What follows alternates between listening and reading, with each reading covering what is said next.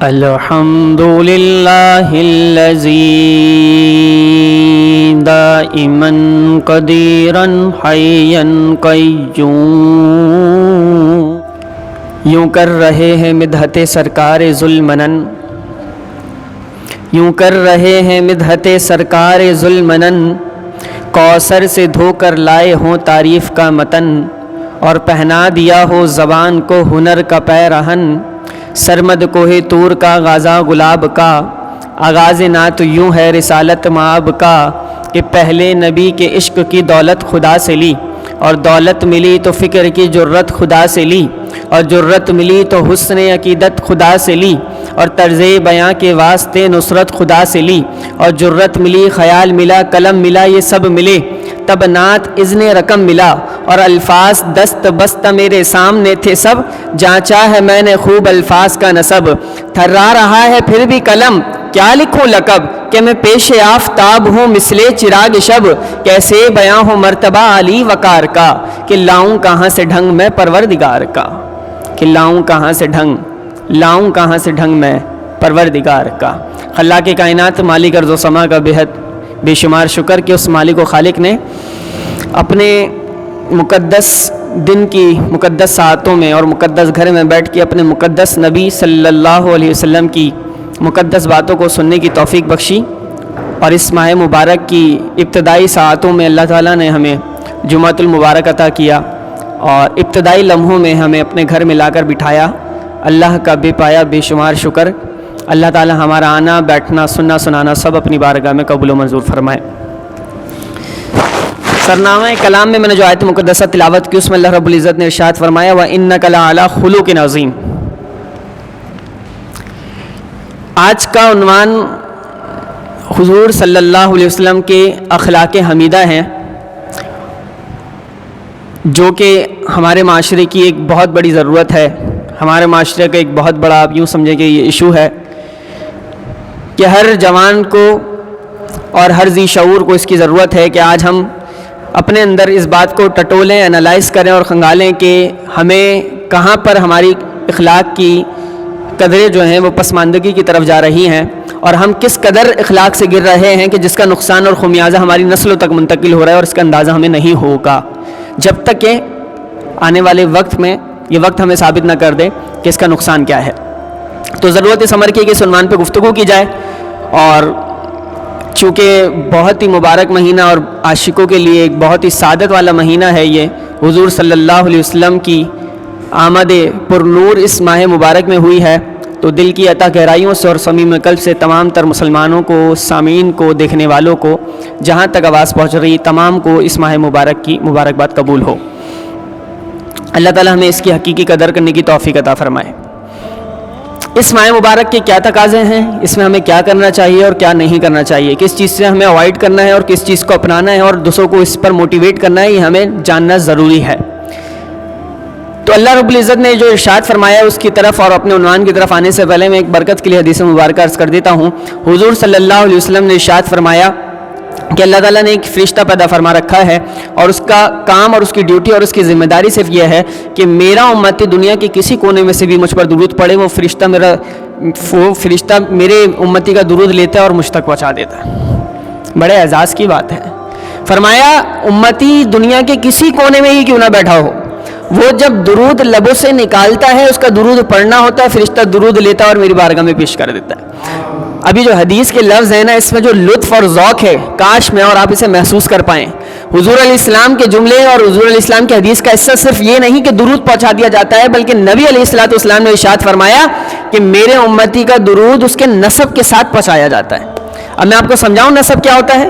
نسب یہ ہوتا ہے کہ مثال کے طور پہ اگر میرا نام سعد ہے اور میرے والد محترم کا نام سلیم ہے اور ان کے والد محترم کا نام بشیر ہے، اور اگر میں یہاں جامع مسجد علی المرتضیٰ میں بیٹھ کر اپنے نبی صلی اللہ علیہ وسلم پہ درود پڑھتا ہوں، تو فرشتہ بارگاہ رسالت میں کچھ یوں درود پیش کرے گا کہ حضور آپ کے امتی سعد بن سلیم بن بشیر نے آپ پر علی المرتضیٰ میں بیٹھ کے درود پڑھا ہے. کتنا پیارا انداز ہے پیش کرنے کا. ایک درود پڑھنے کے صدقے حضور کی بارگاہ میں نہ صرف آپ کا نام جاتا ہے, آپ کے والد محترم اور آپ کے دادا کا بھی نام جاتا ہے. تو اب یہ دنیاوی ایک پہلو اگر آپ دیکھیں نا, اگر کوئی کسی کا لال گزرتا ہو, دو بزرگ کھڑے ہوں اور وہ سلام کر کے گزرتا ہو, ایک دن ہوتا ہے, 2 دن ہوتا ہے, 3 دن ہوتے ہیں, آخرکار بزرگ میں آپس میں پوچھ ہی لیتے ہیں یہ جوان کون ہے اتنا باادب جو روز ہمیں سلام کرتا ہے. تو پتہ لگتا ہے یہ کسی فلاں کا لال لگتا ہے جو ہمیں روزانہ ادب سے سلام کر کے گزرتا ہے. تو بار بار مستقل درود و سلام سے بھی انسان کی جان پہچان ایسے ہی بن جاتی ہے جیسے انسان آپس میں ایک دوسرے سے سلام سے دوستی تک کا سفر کرتا ہے, ایک شناسائی اور پہچان کا سفر کرتا ہے. تو انسان پہچاننے پہ مجبور ہو جاتا ہے یہ کون ہے. یہ تو دنیاوی تقاضے ہیں, لیکن میرے آقا صلی اللہ علیہ وسلم تو ازل سے ہی اپنے امتیوں کو پہچانتے ہیں. اور میرے نبی صلی اللہ علیہ وسلم ارشاد فرماتے ہیں کہ قیامت تک میرے جتنے امتی آئیں گے اللہ نے ان کے چہروں کو مجھے دکھایا ہے. تو آقا صلی اللہ علیہ وسلم پر جب انسان درود پڑھتا ہے تو نبی صلی اللہ علیہ وسلم کی بارگاہ میں انسان کی پہچان بننا شروع ہو جاتی ہے, امتی کا ایک عاشق کا مقام بننا شروع ہو جاتا ہے کہ اس کا نام بار بار بار بار دربار رسالت میں لیا جاتا ہے کہ اس نے آپ پر درود بھیجا ہے. یہ تو ایک عام روٹین کی بات ہے. اور آقا صلی اللہ علیہ وسلم نے ارشاد فرمایا, اے میرے صحابہ یہ عام دنوں کی بات ہے, لیکن اگر کوئی مجھ پر جمعۃ المبارک کے دن درود پڑھتا ہے تو خلاق کائنات تمام تر وسیلے واسطے درمیان میں سے ہٹا دیتا ہے. میں محمد خود اپنے امتی کا درود سنتا بھی ہوں اور اس کا جواب بھی دیتا ہوں, اب سارے وسیلے واسطے ہٹ گئے کیونکہ دن کی برکت الگ ہے. اور پھر یہ جمعۃ المبارک اگر ربیع الاول میں آ جائے, ماہ مقدس میں آ جائے, اس ماہ نور میں آ جائے تو پھر کیا ہی بات ہے. تو ہمیں یہ چاہیے کہ ربیع الاول کی سعادتیں اور برکتیں سمیٹنے کے لیے ہم اپنے گھروں میں, اپنے بچوں میں, اپنی نسلوں میں درود شریف کا رواج پیدا کریں اور درود کی برکتوں کو سمجھیں. میرے آقا صلی اللہ علیہ وسلم ارشاد فرما رہے ہیں کہ بھائی بات یہ ہے کہ تم شمال میں ہو, جنوب میں ہو, کسی بھی جگہ پہ کیوں نہ ہو, تم دنیا کے کسی خطے چپے پہ کیوں نہ ہو, تم بس مجھ پہ درود پڑھو گے اور فرشتہ درود لے کر مجھ تک پہنچا دے گا. برکتوں والا کام ہے. تو کرنا یہ ہے کہ انسان درود کی عادت بنائے, بالخصوص اس ماہ مبارک اور ماہ مقدس میں کوشش کریں کثرت سے درود شریف کا ورد کریں. درود شریف پڑھنے کے لیے وضو ضروری نہیں ہے. ایک کنفیوژن یہ ہوتی ہے نوجوانوں کو کہ وضو ہوگا تو درود پڑھیں گے, جیسے ہی وضو ٹوٹا تو درود نہیں پڑھ پائیں گے اگرچہ فری ٹائم موجود ہے. تو یہ ہے کہ جب تک آپ کے پاس وضو ہے تو اچھی بات ہے, اگر وضو نہیں ہے وضو کے بغیر بھی درود پڑھ سکتے ہیں. ضروری نہیں ہے آپ پورا درود ابراہیمی پڑھیں جو آپ نماز میں پڑھتے ہیں, پڑھ لیں تو بہت اچھی بات ہے, لیکن اگر آپ کو پڑھنے میں دشواری ہو رہی ہے اور آپ درود کی عادت بھی بنانا چاہتے ہیں تو آپ صلی اللہ علیہ وسلم بھی پڑھ سکتے ہیں, صلی اللہ علیہ وآلہ وسلم بھی پڑھ سکتے ہیں. یہ چھوٹا درود شریف ہے درود, برکتیں آپ کو ملیں گی درود شریف کی. تو درود شریف کی عادت پیدا کرنا ہی ہمارے لیے بہت ضروری ہے. لوٹتے ہیں سلمان کی طرف جو میں نے آیت مقدسہ تلاوت کی. خلاق کائنات نے ارشاد فرمایا وَإِنَّكَ لَعَلَىٰ خُلُقٍ عَظِيمٍ. اللہ تعالیٰ اپنے محبوب صلی اللہ علیہ وسلم کو ارشاد فرما رہا ہے, محبوب اللہ نے آپ کو اخلاق کے اعلیٰ درجے پر فائز کیا ہے. اخلاق کہتے ہیں ہیبٹ کو, عادت کو, لیکن اچھے اخلاق حمیدہ کہتے ہیں گڈ ہیبٹ کو, اچھی عادت کو. تو میرے آقا صلی اللہ علیہ وسلم کے لیے اللہ تعالیٰ ارشاد فرما رہا ہے کہ محبوب وَإِنَّكَ لَعَلَىٰ خُلُقٍ عَظِيمٍ. اللہ نے آپ کو اخلاق کے اعلیٰ درجے پر فائز کیا ہے, اعلیٰ درجے پر. اب یہ اعلیٰ درجے پر جب فائز کیا ہے تو اس کی ایگزامپلس آپ کی لائف میں ملیں گی بھی ضرور حضور صلی اللہ علیہ وسلم کی زندگی مبارک میں. تو آقا صلی اللہ علیہ وسلم کی حیات مبارکہ سے آقا صلی اللہ علیہ وسلم کے اخلاق کی کچھ چند ایک مثالیں میں پیش کرتا ہوں. ایک مرتبہ قاضی عیاش نے شفا شریف میں بھی اسے لکھا ہے, سیرت کی معتبر ترین کتاب. میں اخلاق کی مثالوں کی طرف آتا ہوں, پہلے برکت کے لیے کچھ باتیں عرض کر رہا ہوں. ایک یہودی حضور صلی اللہ علیہ وسلم کی بارگاہ میں حاضر ہوا اور آ کے عرض کرنے لگا کہ حضور بات یہ ہے کہ اگر آپ وہ کر کے دکھا دیں جو میں چاہتا ہوں, وہ کر کے دکھا دیں جو میں چاہتا ہوں تو میں آپ پر ایمان لے آؤں گا, مسلمان ہو جاؤں گا. تو میرے آقا صلی اللہ علیہ وسلم نے فرمایا کہ کیا چاہتے ہو. تو اس نے نا پلٹ کے اس طرف دیکھا اور کہا وہ جو درخت وہاں پر لگا ہے ایک عجیب و غریب بات ہے, جسے آپ یوں سمجھیں کسی کا کہ بات کا سینس کچھ بنتا نہیں ہے, لیکن ایسے ہی اس نے بات کر دیا کہ اس نے کہا کہ وہ جو درخت لگا ہے اگر وہ درخت چل کر آ کر کہے کہ آپ اللہ کے نبی ہیں تو میں ماننے کے لیے تیار ہوں, آپ اللہ کے نبی ہیں, آپ اسے بلا لیں. بات کیسی ہے نا. تو آقا صلی اللہ علیہ وسلم نے ارشاد فرمایا کہ میں اسے بلاؤں, تم اس درخت کے پاس جا کے کہو کہ تمہیں محمد عربی بلاتے ہیں. تو یہودی حیران ہو گیا, یہ تو اوپر اور زیادہ اوپر لیول کی بات ہو گئی کہ حضور درخت کو جا کے بلائیں کہ میں درخت کو کہوں کہ حضور بلاتے ہیں تو درخت چل کے آئے, یہ کیسے ہو سکتا ہے؟ اسی کشمکش میں اور شک کے عالم میں یہودی نے جا کر درخت کے پاس کہا کہ تجھے اللہ کے نبی محمد عربی صلی اللہ علیہ وسلم بلاتے ہیں. وہ یہودی کہتا ہے کہ میرا یہ کہنا تھا کہ درخت کی جڑیں ہلنے لگیں اور درخت آگے پیچھے ہو کر ہلا اور اپنی جڑوں کو زمین سے نکال کے باقاعدہ رینگتا رینگتا دربار رسالت میں آ کر پہنچ گیا. اور یہودی کہتا ہے میں نے اپنی چشم عالم سے یہ تصور اور یہ آنکھیں, یہ منظر دیکھا کہ وہ یہودی دیکھ رہا ہے کہ وہ درخت آقا صلی اللہ علیہ وسلم کے پاس آ کر قدموں میں گر جاتا ہے اور آقا صلی اللہ علیہ وسلم کی نبوت کی گواہی ایک بار نہیں, دو بار نہیں, 3 بار دیتا ہے. جب یہ بات یہودی دیکھتا ہے تو یہودی کہتا ہے کہ اشہد ان لا الہ الا اللہ و اشہد انک رسول اللہ, میں بھی گواہی دیتا ہوں کہ آپ اللہ کے سچے رسول ہیں, میں گواہی دینے کے لیے تیار ہوں. جب یہ درخت بھی گواہی دیتے ہیں آپ اللہ کے سچے رسول ہیں تو میں کیوں نہ کہوں کہ آپ اللہ کے سچے رسول ہیں. تو اتنی مبارک ذکر کی باتیں ہیں آقا صلی اللہ علیہ وسلم کی. میرے آقا صلی اللہ علیہ وسلم کے ذکر کی محفل ایک بزرگ سجایا کرتے تھے. ہر ایک کا اپنا ایک عشق اور ذوق ہوتا ہے. ہمارے ذہنوں میں یہ ہوتا ہے کہ ہم پیمانہ بڑا کریں گے اور بڑی محفل سجائیں گے تو محفل ہوگی, اور گھر میں اگر کمرے میں بنا مائک کے محفل کر لی جائے تو کیا وہ محفل نہیں ہوگی. تو اس تصور کو ختم کرنے کے لیے ایک بات عرض کر رہا ہوں.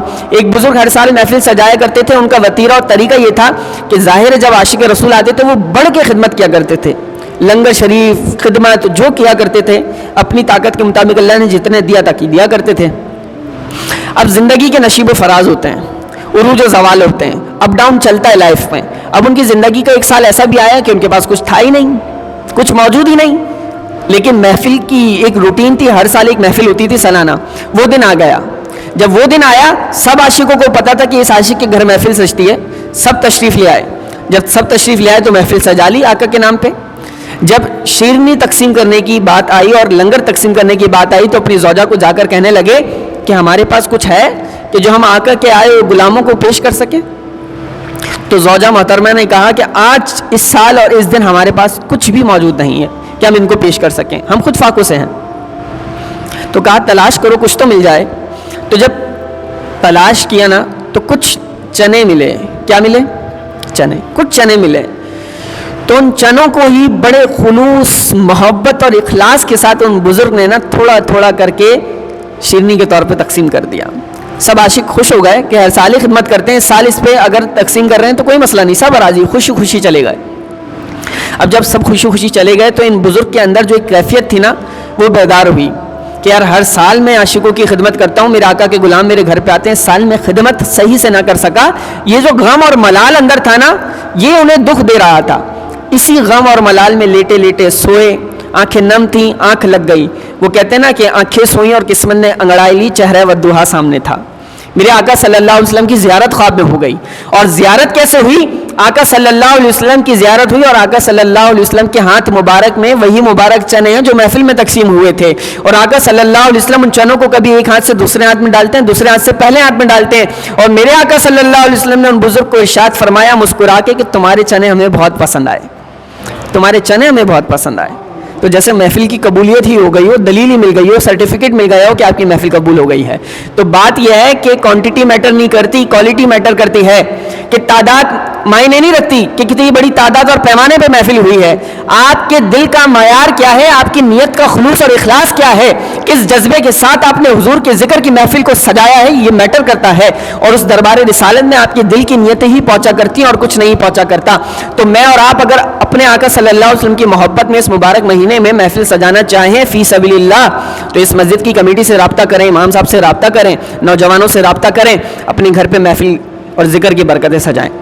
علامہ ابن جوزی نے ایک قول لکھا ہے کہ آقا صلی اللہ علیہ وسلم کے ذکر اور میلاد اور محفل کی جہاں بات کر لی جائے اور جس جگہ بیٹھ کے جس گھر پہ ذکر کر لیا جائے تو اس کی برکت کو سماعت کیجیے گا. فرمایا کہ جس جگہ بیٹھ کر میرے آقا کا میلاد سجا لیا جائے نا اس گھر پہ اللہ پورے سال اپنی رحمتوں کا نزول فرماتا ہے, پورے سال رحمتیں برستی ہیں. اور یہی نہیں فرمایا اس گھر کو اللہ آفات اور بلیات سے پورے سال کے لیے محفوظ کر لیتا ہے. تو اتنی برکتوں والے ذکر ہے. میرے آقا صلی اللہ علیہ وسلم مسجد نبوی میں تشریف فرما تھے. میں نے عرض کیا نا وَإِنَّكَ لَعَلَىٰ خُلُقٍ عَظِيمٍ, اے محبوب آپ کو اللہ نے اخلاق کے اعلیٰ درجے پہ فائز کیا ہے. اب اخلاق کے اعلیٰ درجے پہ کیسے فائز کیا اس بات کو سمجھیے گا. میرے آقا صلی اللہ علیہ وسلم مدینہ منورہ کی مسجد نبوی میں تشریف فرما ہے. ایک پاگل عورت آئی اور اس نے آقا صلی اللہ علیہ وسلم کو اپنے پاس بلایا اور میرے آقا صلی اللہ علیہ وسلم کا ہاتھ مبارک پکڑا اور ہاتھ پکڑ کے مدینے کی گلیوں میں گھمانے لگی. یہ کس کو گھمایا جا رہا ہے؟ تاجدار انبیاء، کہ جن کے قدموں کے بوسے لینے کے لیے عرش بھی منتظر رہتا ہو. ان کو ایک پاگل خاتون جس کا ذہنی توازن ٹھیک نہیں ہے وہ کیا کرتی ہے؟ وہ گھما رہی ہے، ہاتھ پکڑا ہے اور گھما رہی ہے مدینے کی گلیوں میں، کبھی ادھر لے جاتی ہے کبھی ادھر لے جاتی ہے. میرے آقا صلی اللہ علیہ وسلم پیچھے پیچھے اس کے چل رہے ہیں، اس کے ساتھ ساتھ چل رہے ہیں. میرے آقا صلی اللہ علیہ وسلم کے پیچھے صحابہ دست بستہ ہاتھ باندھے ادب کے ساتھ چل رہے ہیں. خاموشی کا منظر ہے. آپ سیرت کی کتابیں اٹھا کے پڑھیں، ضیاء النبی پڑھیں، لکھا ہے کہ میرے آقا صلی اللہ علیہ وسلم کو لے جا کر اس نے ایک نامناسب جگہ پر بٹھا دیا. جو لفظ لکھا ہے کچرے کے ڈھیر پہ، جہاں سے لوگ گزرتے نہیں تھے وہاں وہ بیٹھ گئی. دماغی توازن ٹھیک نہیں تھا نا، وہاں وہ بیٹھ گئی. وہاں بیٹھنے کے بعد اس نے میرے آقا صلی اللہ علیہ وسلم سے باتیں کرنا شروع کی. صحابہ تپتی دھوپ میں، عرب کی تپتی دھوپ میں صحابہ کھڑے دیکھ رہے ہیں ہاتھ باندھ کے کہ میرے آقا اس کی باتیں سن رہے ہیں. وہ عورت باتیں کرتی رہی. کافی دیر اس نے باتیں کی، بہت دیر باتیں کی. جب اس کا باتوں سے جی بھر گیا اور وہ خاموش ہو گئی تو میرے آقا صلی اللہ علیہ وسلم نے اس سے اجازت طلب کی کہ اگر آپ کی اجازت ہو تو میں جاؤں. آپ نہیں سمجھ پا رہے یہ بات کس کی ہو رہی ہے، آپ سمجھ رہے ہیں تو بولیں سبحان اللہ. میرے آقا ایک پاگل عورت کو جس کا ذہنی توازن ٹھیک نہیں ہے، گھنٹوں اس کی فضول کی باتیں سن کر کہ جس کا کوئی باتوں کا مطلب نہیں ہے، اور کوئی ایئر کنڈیشن مسجد میں بیٹھ کر نہیں، ایک کچرے کے ڈھیر پہ اور تپتی دھوپ میں بیٹھ کے میرے آقا اس کی باتیں سنتے ہیں. اور باتیں سننے کے بعد اپنے قیمتی لمحات دینے کے بعد میرے آقا کہتے ہیں کہ اگر تمہاری باتیں ہو گئی ہوں تو اب میں جاؤں. مسکرا کے عرض کیا نا. تو اس خاتون نے کہا جی اب آپ کو اجازت ہے آپ جائیں. میرے آقا نے پھر فرمایا جب تیرا جی چاہے سنانے کا اپنی باتیں تو میرے پاس آ جایا کر، مجھے سنا لیا کر. میرے آقا یہ کہہ کر واپس پلٹے اور مسجد نبوی میں آئے. صحابہ دست بستہ ادب کے ساتھ ادب کے سانچے میں ڈلے، ہاتھ باندھے سیدھے نبی صلی اللہ علیہ وسلم کے پیچھے چلتے ہوئے مسجد میں داخل ہوئے. اور داخل جیسے ہی ہوئے تو صحابہ کا ضبط تو جیسے ٹوٹ ہی گیا ہو. صحابہ نے عرض کی فدا کا ابی و امی یا رسول اللہ، ہمارے ماں باپ تو آپ کے قدموں پہ فدا ہو جائیں. یہ عورت جس کا ذہنی توازن ٹھیک نہیں ہے، مدینے کے چپے چپے میں رہنے والے لوگ جانتے ہیں کہ اس کا ذہنی توازن ٹھیک نہیں ہے. میرے آقا اس کی تو کوئی نہیں سنتا. آپ کا اتنا قیمتی لمحات اور نازک بدن اور تپتی دھوپ میں لے جا کر اس نے آپ کو بٹھایا. تو میرے آقا صلی اللہ علیہ وسلم نے ارشاد فرمایا اے میرے صحابہ جس کی کوئی نہیں سنتا اس کی میں محمد سنتا ہوں نا، اس کی میں سنتا ہوں نا. اگر میں بھی نہیں سنوں گا تو اس کی کون سنے گا؟ اور اے میرے صحابہ میں اس عورت کے ساتھ جانے سے پہلے جو محمد تھا میں آنے کے بعد بھی وہی محمد ہوں، میری شان میں کوئی کمی نہیں آئی. یہ ہے میرے آقا صلی اللہ علیہ وسلم کے اخلاق. اسے کہتے ہیں ظرف، اسے کہتے ہیں ایک اعلیٰ ظرف انسان. تو میرے آقا صلی اللہ علیہ وسلم کے لیے اللہ نے ارشاد فرمایا وَإِنَّكَ لَعَلَىٰ خُلُقٍ عَظِيمٍ، اے محبوب آپ کو اللہ نے اخلاق کے اعلیٰ درجے پر فائز کیا ہے. تو مثال بھی آپ دیکھ لیجئے آپ کے سامنے موجود ہے. حضرت امام زرقانی نے بھی اپنی کتاب میں سے لکھا اور دلائل النبوہ میں امام بہیقی شریف نے بھی اسے لکھا ہے کہ حضرت زید رضی اللہ تعالیٰ عنہ صحابی رسول ہو گئے، لیکن پہلے ایک یہودی عالم تھے، بہت بڑے یہودی عالم تھے، تورات کے عالم تھے. دربار سجا ہوا ہے، ابھی یہودی عالم مسلمان نہیں ہیں. حضور علیہ السلام کی بارگاہ میں آ کے کھجوروں کا تقاضا کیا. کچھ ادھار کھجوریں تھیں تو کھجور کا انہوں نے جب تقاضا کیا تو انداز نامناسب اپنایا، بہت نامناسب انداز تھا، بہت سخت جملے تھے. نعوذ باللہ من ذالک. انہوں نے جملے یہ کہے کہ تمہارا تو کام ہی یہی ہے، تمہاری نسلوں کا کام یہ ہے کہ قرض کو دیتے نہیں ہو، ٹال مٹول کرتے ہو. اس طرح کے سخت جملے کہے میرے آقا کے لیے. آقا نے کچھ کھجوریں دینی تھیں. حضرت عمر ساتھ ہی کھڑے تھے. حضرت عمر رضی اللہ تعالیٰ عنہ نے جب یہ جملے سنے تو آپ کی غیرت ایمانی تو جسے تھاٹا مارتا سمندر ہوتا ہے جوش میں آ گئی. آپ نے اپنی تلوار نکالی اور کہا میں اس کا سر قلم کر دوں گا. میرے آقا کے لیے اس نے یہ جملے کیسے کہے؟ تو جب یہ بات اور یہ جذبہ میرے آقا نے دیکھا تو پھر حضرت عمر رضی اللہ تعالیٰ عنہ کو ٹھنڈا کیا، کول ڈاؤن کیا. کہا اے عمر تمہیں چاہیے کہ تم اسے صبر کی تلقین کرو، نرمی سے گفتگو کرنے کی تلقین کرو، اور مجھے ترغیب موٹیویٹ کرو کہ میں اس کا قرض لوٹا دوں. اس طرح سے نہ کرو. حضرت عمر ادب کے ساتھ کھڑے ہو گئے. میرے آقا صلی اللہ علیہ وسلم نے ارشاد فرمایا اے عمر جاؤ اور جا کر اسے کھجوریں دو جو اس کے حصے کی بنتی ہیں، جو اس کی بنتی ہیں حق وہ کھجوریں دے دو. حضرت عمر نے کھجوریں دے دی. غصہ شدید تھا کہ اس نے گستاخی کی تو کی کیسے میرے آقا کی. بڑے سخت انداز سے کھجوریں دینے لگے. میرے آقا نے فرمایا جو کھجوریں دے دیں, جو حق اور رائٹ بنتا ہے وہ دے دیا, دے دیا, کہ آپ تھوڑی کھجوریں اور دے دو, تھوڑی کھجوریں اور دے دو. آقا جو حق بنتا ہے وہ تو دے دیا, تھوڑی کھجوریں کیوں دوں؟ تو میرے نبی صلی اللہ علیہ وسلم نے ارشاد فرمایا, اے عمر جو تم نے اسے گھور کے دیکھا تھا نا غصے میں, اس کے بدلے اس کی دلجوئی کے لیے اور کھجوریں دو, اور کھجوریں دو. جب یہ عمل دیکھا تو جب اور کھجوریں مل گئیں تو پھر وہ جو حضرت زید تھے انہوں نے حضرت عمر کو کہا کہ تم مجھے پہچانتے ہو, میں ہوں کون؟ کہا نہیں میں نہیں پہچانا. کہا میں زید ہوں. کہا وہی زید جو یہودی عالم ہے؟ کہا ہاں, اس مدینے کی روئے زمین پہ مجھ سے زیادہ توریت کا علم رکھنے والا کوئی نہیں, میں نے توریت پڑھی ہے. کہا پھر یہ بیہیویئر کیسا تھا تمہارا, یہ سلوک اور رویہ کیسا تھا؟ کہا بات یہ ہے کہ میں نے توریت پڑھی تو آخری نبی آخر الزمان کی ساری علامتیں پڑھ لی تھی, بس ایک علامت رہ گئی تھی, میں نے کہا ذرا وہ بھی تو دیکھوں. وہ یہ تھی کہ ان کے ساتھ جتنا برا سلوک کیا جائے گا یہ ریئیکشن میں اور پلٹ کے اتنا ہی اچھا سلوک کریں گے. میں نے کہا وہ دیکھنی تھی مجھے, آج آ کر میں نے وہ بھی دیکھ لی ہے. جتنے سخت جملے میں کہہ سکتا تھا میں نے کہے, لیکن تمہارے نبی صلی اللہ علیہ وسلم نے اتنا ہی اچھا سلوک میرے ساتھ کیا ہے. میں مدینے کی سرزمین پہ بہت مالدار ہوں, میں اپنا آدھا مال مدینے کے فقراء کے لیے اور مدینے کے صحابہ کے لیے وقف کرتا ہوں. میں کلمہ اسلام پڑھ کے مسلمان ہوتا ہوں, میں مسلمان ہوتا ہوں. اخلاق, تلوار کے زور پہ اسلام نہیں پھیلا ہے. یہ ٹیررسٹ مسلمان کو پوری دنیا میں مشہور کر کے کہتے ہیں کہ بھائی تلوار کے زور پہ اسلام پھیل گیا ہے, ایسا نہیں ہے. وہ کسی نے کہا نا کہ جو اسلام اور دین آپ کو فضول پانی خرچ کرنے کی بھی اجازت نہ دیتا ہو, وہ کسی کا نہ ہو خون بہانے کی اجازت دے گا. تو تلواروں کے زور پہ نہیں بلکہ میرے آقا صلی اللہ علیہ وسلم کے اخلاق کے نتیجے میں اسلام پھیلا ہے. یہ میرے آقا کا صلی اللہ علیہ وسلم کا اخلاق تھا. ایک ڈاکٹر ریسرچ کر رہا تھا, اس نے ریسرچ میں کتاب لکھنا چاہی. اس نے کہا چلو میں ذرا ایک ٹاپک کو تو چھیڑو, انسانیت کے ٹاپک کو لیتا ہوں, انسانیت کے حقوق. مذہب طبقہ کچھ بھی ہو, بس انسان ہونا چاہیے, انسان کے حقوق پہ وہ ریسرچ کرنے لگا. تو اس کے پاس آنا ہوا کسی ایک مسلمان کا نا, تو اس مسلمان نے کہا بات یہ ہے کہ تم انسانیت کے حقوق پہ ریسرچ کر رہے ہو, تمہیں ایک ہستی ایسی ہے جس کو پڑھنا چاہیے, تمہیں کانٹینٹ ملے گا, تمہیں مواد اور میٹر مل جائے گا لکھنے کے لیے, تمہیں پڑھنا چاہیے. کہا کس کو؟ کہا مسلمانوں کے نبی آقا صلی اللہ علیہ وسلم کی سیرت کو پڑھنا چاہیے. بولے سبحان اللہ. کس کو پڑھنا چاہیے؟ میرے آقا کی سیرت کو پڑھنا چاہیے. مسلمان نہیں تھا وہ ڈاکٹر, نان مسلم ریسرچر, وہ انسانیت کے حقوق پہ ریسرچ کر رہا ہے, اور کسی مسلمان نے گزرتے ہوئے ایک صلاح دے دی اور ایک کان میں بس بات ڈال دی کہ کاش کہ تیرے دل میں اتر جائے میری بات.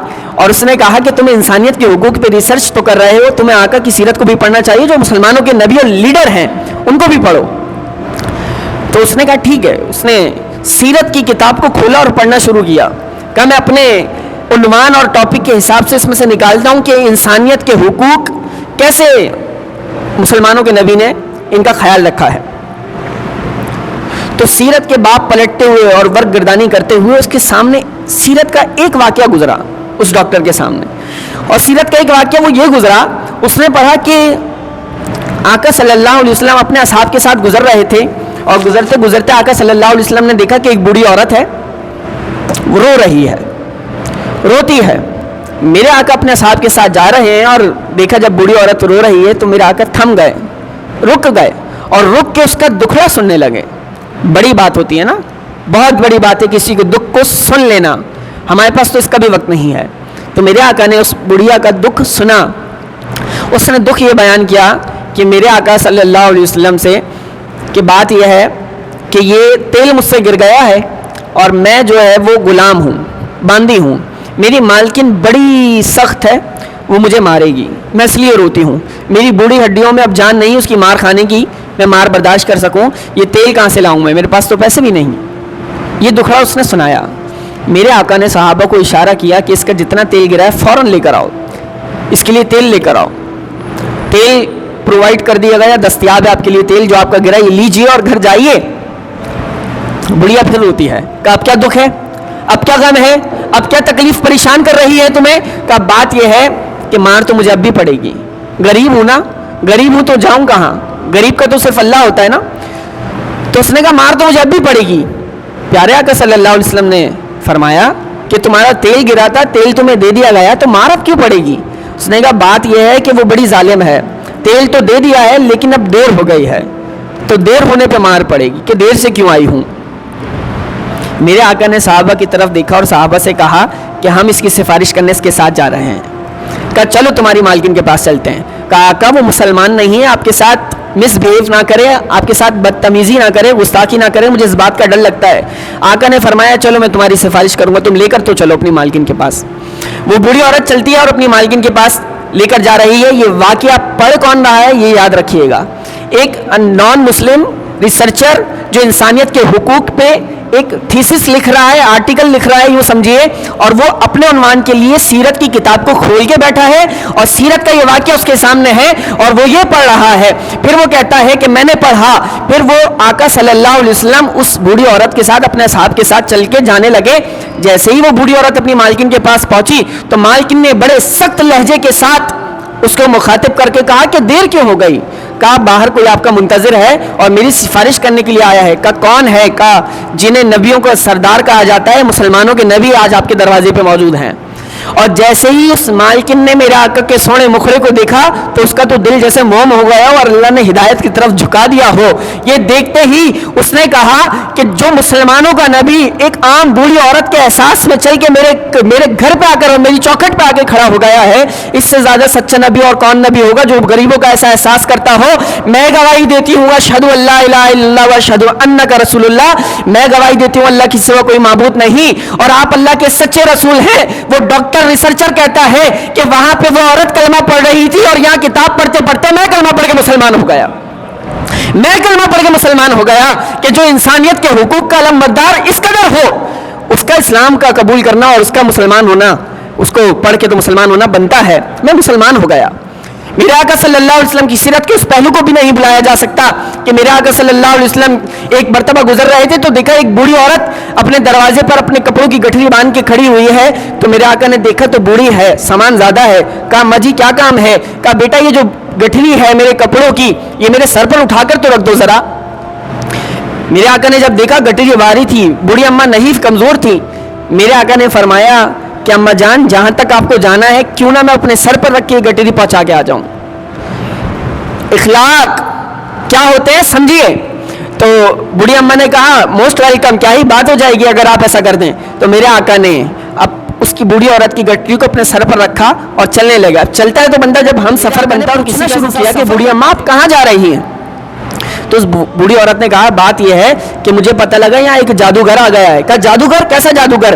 کہا جادوگر ایسا ہے کہ جس سے ملتا ہے اس کا دھرم لوٹ لیتا ہے, جو اس کی طرف دیکھتا ہے اس سے بات کرتا ہے وہ مسلمان ہو جاتا ہے. وہ جادوگر. کا کیا نام ہے؟ کا نام محمد ہے. میرے آقا سامنے کھڑے ہیں اور میرے آقا کا نام لے کر پھر اس بوڑھی عورت نے برا بھلا کہنا شروع کر دیا. میرے آقا کو بہت کچھ کہنے لگی اور میرے آقا سامنے ہی کھڑے اس کا سامان سر پہ لے کر چل رہے ہیں. سامان نہیں پھینک دیا کہ تم نے مجھے گالی کیسے دی, تم نے مجھے برا بھلا کیسے کہا, نہیں, جہاں تک اس بوڑھی عورت کو جانا تھا گئے اس کے ساتھ اور چلتے رہے. وہ بوڑھی عورت میرے آقا کو گالیاں دیتی ہے, کبھی برا بھلا کہتی ہے, سب کچھ کہتی ہے.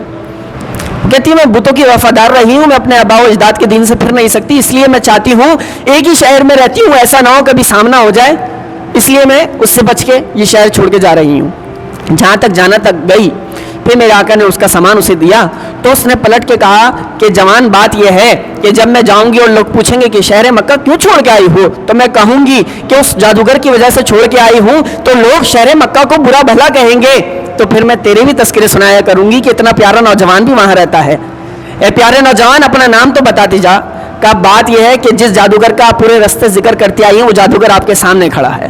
جب یہ بوڑھی عورت نے سنا تو کہا سچ سے آپ ہی محمد ہیں؟ کہا جی جی میں محمد ہوں اور میرا نام محمد ہے.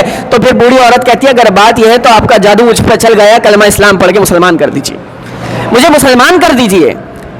اب کوئی چارہ نہیں ہے.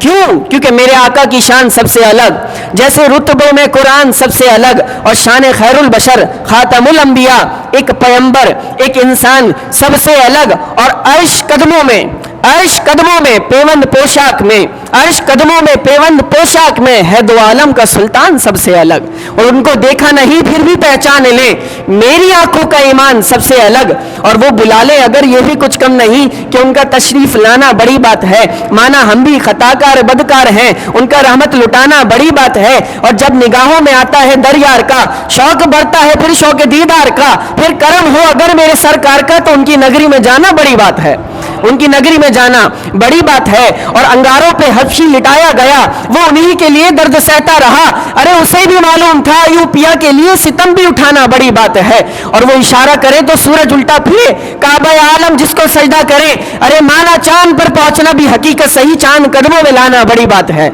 चांद कदमों में लाना बड़ी बात है। तो ये आका सल्लल्लाहु अलैहि वसल्लम के अखलाक की कुछ मिसालें और एग्जाम्पल्स मैंने आपके सामने पेश की हैं। तो ज़रूरत इस अमर की है कि मैं और आप भी अपने अखलाक को कुछ संवारें और सुधारें।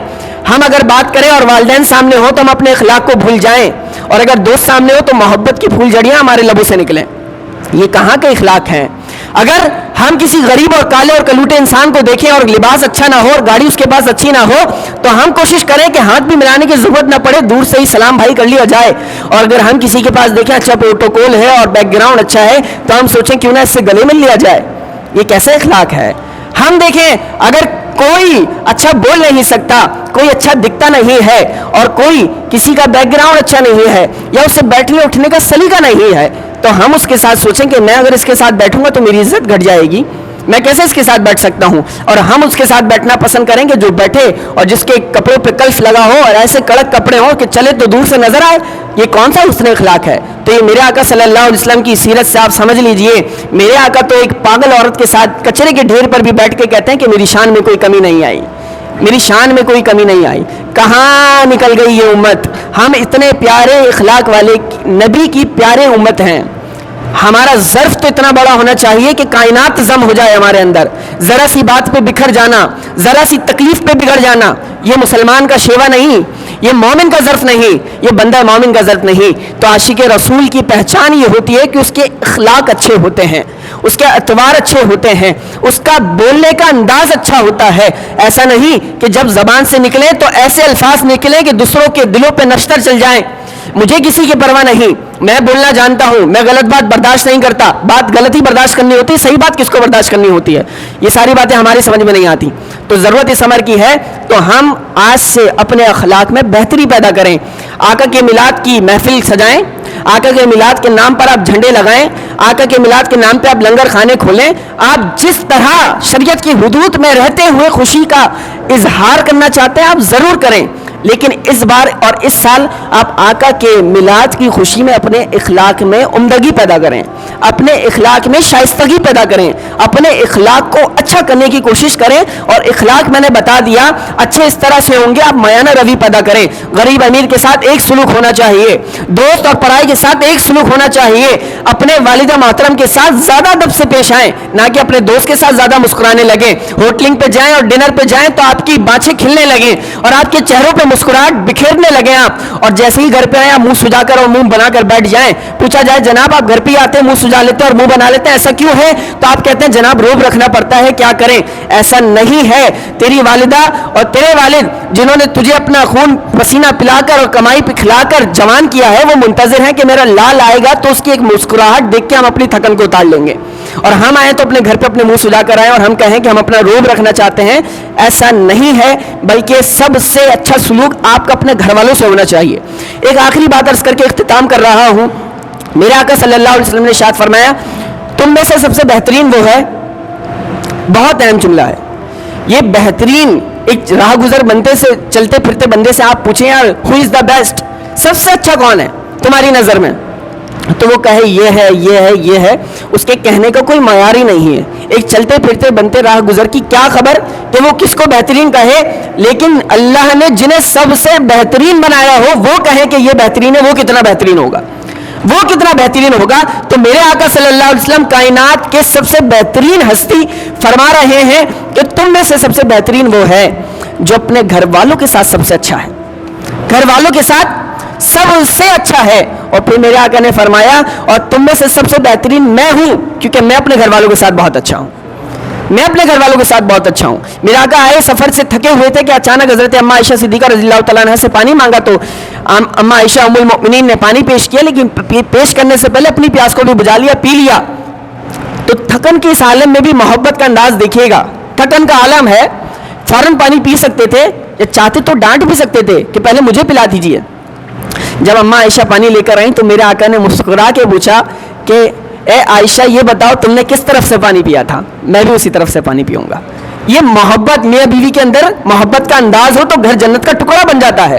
ہماری ساری محبتیں باہر کے لیے, اور بیگم کا پاس ہم جب آئیں اور اپنی زوجہ کے پاس آئیں تو اس پر صرف غصے کے علاوہ اور کچھ بھی نہ ہو ہمارے پاس کرنے کے لیے. ایک شخص بخشا گیا, پوچھا کیوں بخشا گیا, کہ کوئی نیکی کام نہیں آئی. کہا کیا کام آیا, پھر بخشے بھی گئے اور نیکی بھی کام نہ آئی. کہ ساری نیکیاں رائے گا چلی گئی, اللہ نے کچھ قبول ہی نہیں کیا, لیکن میرے رب کو میری ایک سادہ سی ادا پہ پسند جو ہے نا پیار آ گیا اور پسند آ گئی. کہ وہ سادہ ادا ہمیں بھی بتاؤ, ہمارے کچھ کام آ جائے. تھکا آ رہا جو ہے نا گھر پہ آیا تھا کام سے اور بیٹھا, شدت کی بھوک تھی, زوجہ نے کھانا لا کے رکھ دیا. جب میں نے کھانا کھایا اور لقمہ لیا تو کھانے میں نمک انتہائی کوئی تیز نمک تھا. اتنی شدت کی بھوک, پورے دن کا تھکا ہوا, جب میں نے وہ لقمہ اپنے حلق میں اتارا ہے میں سیکھ پا ہو گیا اور غصہ بہت شدید آیا کہ میں اب کیا کروں. میں غصے کا اظہار کرنا ہی چاہتا تھا کہ ایک لمحے کو مجھے خیال آیا یہ بھی تو اللہ کی بندی ہے, میرا رب مجھ سے اتنا درگزر کرتا ہے, آج میں اس سے درگزر کر دوں گا تو کیا ہو جائے گا. میں نے یہ سوچ کے کہ اللہ کی بندی ہے, اگر اس سے تھوڑی سی خطا ہو گئی تو کیا ہوا, نمک تیز ہو گیا, میں درگزر کرتا ہوں. اور میں نے خاموشی کے ساتھ وہ پورا کھانا کھا لیا تیز نمک والا. میرے رب نے فرمایا کہ تیرا کوئی عمل پسند نہیں آیا, بات یہ ہے کہ تو میری بندی کو بندہ ہو کر معاف کر سکتا ہے, میں تو پھر رب ہوں, آج میں نے بھی تجھے معاف کیا, آج میں نے بھی تجھے معاف کیا. تو یہ ہے ظرف, یہ ہے اخلاق. تو میرے اور آپ کے اخلاق و ظرف ایسا ہی ہونا چاہیے, ایک دوسرے کو برداشت کرنا اور ایک دوسرے سے درگزر کرنا اور ایک دوسرے کے ساتھ اچھے سے پیش آنا. تو یہ معاشرہ, یہ سوسائٹی, یہ علاقہ, یہ گھر, یہ گھر والے ایک دوسرے کے لیے بہت اچھے بن جائیں گے اور ہمارے گھروں میں سکون آ جائے گا. خالق کائنات جو کچھ عرض کیا ٹوٹا پھوٹا اپنی بارگاہ میں قبول فرمائے, حق سننے کی, حق بیان کرنے کی, حق کو قبول کرنے کی اور اس پر عمل کرنے کی توفیق عطا فرمائے. وآخر دعوانا الحمدللہ رب العالمین.